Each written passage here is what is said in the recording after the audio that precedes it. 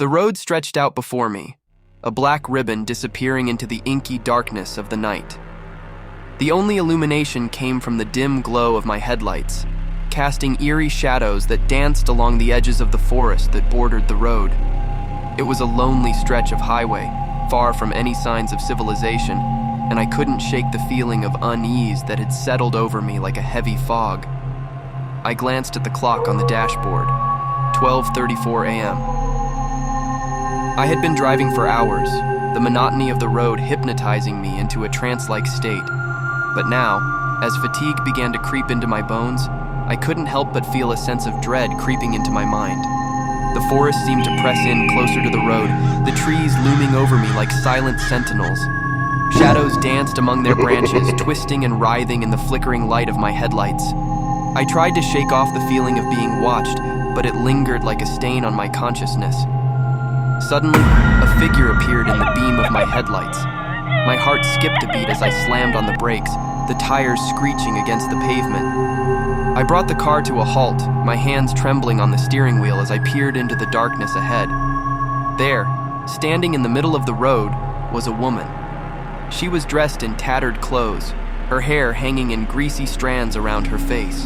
Her eyes gleamed in the darkness, reflecting the light of my headlights like twin beacons.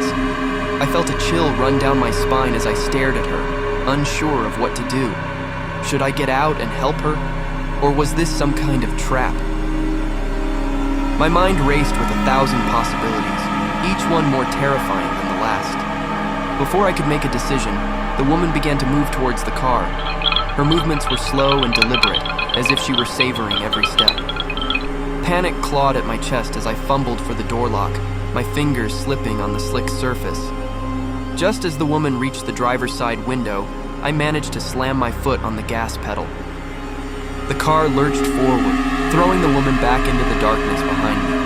I glanced in the rearview mirror, half expecting to see her chasing after me, but there was nothing there, only the empty road stretching out into the night. I drove for what felt like hours, my heart pounding in my chest with every mile that passed. The encounter with the woman had shaken me to my core, filling me with a sense of dread that I couldn't shake. I tried to tell myself that it had just been a trick of the light, a figment of my overactive imagination. But deep down, I knew that wasn't true. As the first hints of dawn began to creep over the horizon, I finally saw the lights of civilization up ahead. I let out a sigh of relief, grateful to be leaving the lonely stretch of highway behind me.